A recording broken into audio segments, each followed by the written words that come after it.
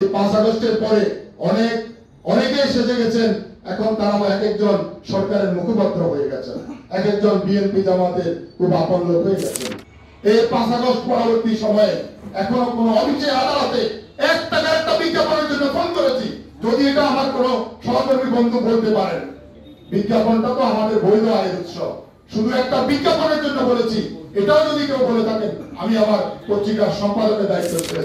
এভাবে আমরা চেষ্টা করছি নিজেদেরকে সততা নিষ্ঠার সাথে আমরা কাজ করার জন্য, কিন্তু যারা ফেসিস্টের দোষক ছিল তারা এখন আমাদের এই যারা সাংবাদিকরা বিগত 15.5 বছরে লড়াই সংগ্রাম করেছে, যারা ফেসিস্টের বিরুদ্ধে যারা অবস্থান নিয়েছে, যারা অন্যায় অত্যাচারের প্রতিবাদ করেছেন, যারা তখন এই প্রতিবাদকারী তাদেরকে যারা সমর্থন জুগিয়েছেন, আজকে তাদেরকেই ফেসিস্টের সাংবাদিকদের বিরুদ্ধে মিথ্যা মামলা দায়েরের প্রতিবাদে আমরা আজকে এখানে সমাবেশে মিলিত হয়েছি।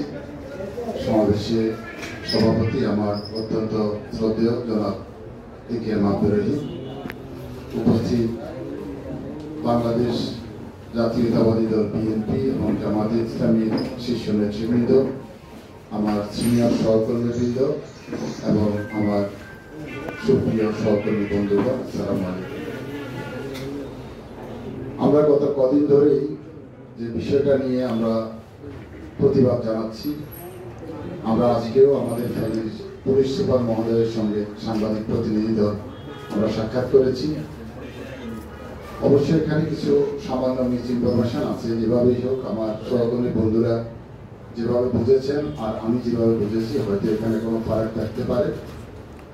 পুলিশ সুপার মহোদয় জানিয়েছেন যে তিনি বিষয়টা জানার পরে তাকে কোনো সাংবাদিক ব্যক্তিগতভাবে জানাননি, তিনি পত্রিকায় বা সামাজিক যোগাযোগ মাধ্যমে জানার পরে গতকাল আমাকে ফোন দিয়েছিলেন এবং বিষয়টা তিনি বিশদভাবে অবহিত হয়েছেন এবং আমাদের যে আগামীকালকে পূর্ব নির্ধারিত কর্মসূচি ছিল, আজকে তিনি ঢাকায় চলে যাবেন, এই জন্য তিনি আমাদেরকে আজকে সাক্ষাৎ দিয়েছেন, আমাদের সঙ্গে আজকে কথা বলেছেন এবং তিনি তাৎক্ষণিক ওসিডিবি এবং ফুলগাজীর ওসিকে এ ব্যাপারে বিশেষ নির্দেশনা দিয়েছেন। পাশাপাশি আমাদের যে দৈনিক ইনকিলাবের সাংবাদিক ওমর ফারুক, তার উপর যে হামলার ঘটনা ঘটেছে, ওই মামলায় এখনো যিনি প্রকাশ্য ঘুরে বেড়াচ্ছেন মামলার প্রধান আসামি জামাই ফারুক, তাকেও দ্রুত সময়ের মধ্যে গ্রেপ্তার করার জন্য ফেনী মডেল থানার ওসিকে তিনি নির্দেশ দিয়েছেন।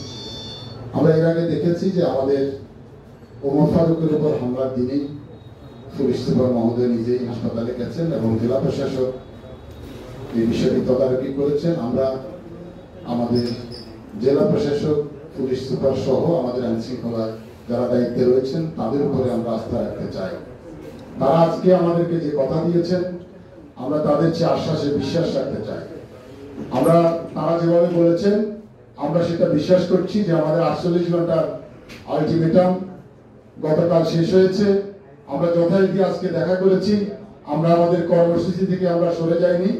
আজকে আমরা আরেকটা কর্মসূচি পালন করছি এবং আগামীকাল আমরা জেলা প্রশাসক মহোদয়কে আমরা স্মারকলিপি প্রদান করব। বেলা 11টায় আমাদের সহকর্মী সাংবাদিক বন্ধুগণ জেলা প্রশাসক কার্যালয়ের সামনে সমবেত হবেন এবং 11:30টার মধ্যে আমরা তাকে স্মারকলিপি প্রদান করব। এরপর যদি আমাদের এই সহকর্মীদেরকে যারা হেনস্থা করছে তাদেরকে আইনের আমলে না আনা হয়, তাদের বিরুদ্ধে যদি আইনগত ব্যবস্থা নেওয়া না হয়, তাহলে আমরা ইতিমধ্যে যা বলেছি যে আমাদের পরবর্তী করণীয় আমরা বসে নির্ধারণ করব। আজকে এখানে আমাদের সহকর্মীগণ বলেছেন যে এই জামাই ফারুক বা রহিমুল্লাহদের পেছনে কারা আছে, কারা তাদের কলকাঠি নায়েন, কারা তাদেরকে পৃষ্ঠপোষকতা দেন, কারা তাদেরকে লালন পালন করেন, আমরা এই সকল বিষয় ইতিমধ্যে অবহিত হয়েছি। আমি প্রায় আমার সহকর্মীদেরকে বলে থাকি যে সাংবাদিকদের কোনো সুদিন বা দুর্দিন নাই। যারা পেশাদার সাংবাদিক তারা সবসময় তাদের দিনকে তারা সমান মনে করা উচিত। আমরা বিগত সময়ে আমাদের কিছু বন্ধুকে দেখেছিলাম যে যখনই কোনো সাংবাদিকদের মামলা হয়েছে, যখনই কোনো সাংবাদিকরা হামলার শিকার হয়েছে, এই প্রেস ক্লাব আক্রান্ত হয়েছে, তবুও তাদের অন্তর কাঁপে। তারা বরঞ্চ সরকারি দলের সাথে মিলেমিশে এ সকল বিষয়ে সমর্থন জুগিয়েছে। আমরা যারা প্রতিবাদ করেছি আমাদেরকে তারা নানাভাবে হেনস্থার জন্য দায় তারা করেছে। আমরা তখনও বলেছি যে এর পরিণতি কখনো শুভ হবে না। যখন আমাদের জন্য 2টা জন মামলা হয়েছে, আমরা তখন দেখেছি যে আমাদের কিছু সাংবাদিক তারা কিভাবে নানা রকম এক এক জায়গায় এক এক রকম তারা ভূমিকা রেখেছেন। কিন্তু আমরা আল্লাহর মেহেরবানিতে সবার সহযোগিতায় সেই পরিস্থিতিটা আমরা অতিক্রম এখনো করতে পারিনি, এখনো আমরা করে যাচ্ছি, এখনো আমরা আদালতের বারান্দায় ছোটাছুটি করছি। আমি অত্যন্ত দুঃখের সাথে বলছি, বিশেষ করে যখন মহামান্য হাইকোর্টে আমরা বেশ কয়েকদিন আমরা সেখানে ঘন্টার পর ঘন্টা দাঁড়িয়েছিলাম, আমি তখন অসুস্থ হয়ে পড়েছি।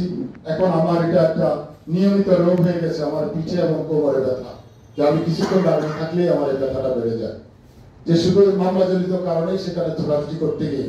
এবং আমরা আল্লাহকে হাজার নারী জানিয়ে বলছি যে এখানে যারা 2 দলের নেতৃবৃন্দ এখানে আছেন, আমাদের অনেক সহকর্মী আছেন, আমাদেরকে কেউ 1 টাকা দিয়েও কেউ সাহায্য করেনি। তখন আমাদের শুধু একজন সিনিয়র সাংবাদিক আমি ছাড়া আমার পেছনে আমাদের 3 জন সহকর্মীকে ঢাকায় ডেকে নিয়ে তাকে দুপুরে খাইয়েছেন, এবং আমি বাইরে যাওয়ার পরে তাদেরকে 5,000 টাকা করে তাদেরকে দিয়ে সহযোগিতা করেছেন। আমি গভীর শ্রদ্ধা জানাই আমাদের শ্রদ্ধেয় ফজলুল হক রানা ভাইয়ের প্রতি। এখন আমরা দেখি এই পরিবর্তিত পরিস্থিতিতে এই 5 আগস্টের পরে অনেকেই সেজে গেছেন, এখন তারা এক একজন সরকারের মুখপাত্র হয়ে গেছেন, এক একজন বিএনপি জামাতের খুব আপন লোক হয়ে গেছেন, তারা নানা রকম ছদ্মবেশ ধারণ করছেন। আমরা অতীত সময় তাদের ভূমিকা সম্পর্কে আমরা জেনেছি।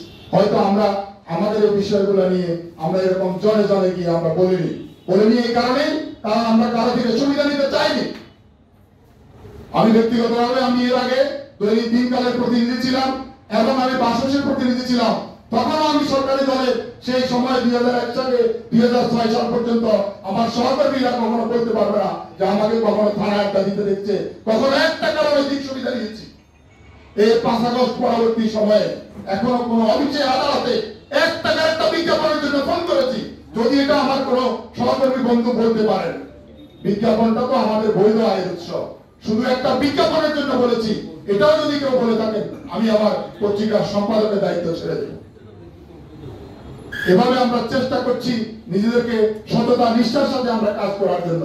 কিন্তু যারা ফ্যাসিস্টের দোষক ছিল তারা এখন আমাদের এই যারা সাংবাদিকরা বিগত 15.5 বছরে লড়াই সংগ্রাম করেছে, যারা ফ্যাসিস্টের বিরুদ্ধে যারা অবস্থান নিয়েছে, যারা অন্যায় অত্যাচারের প্রতিবাদ করেছেন, যারা তখন এই প্রতিবাদকারী তাদেরকে যারা সমর্থন জুগিয়েছেন, আজকে তাদেরকেই ফ্যাসিস্টের দোষর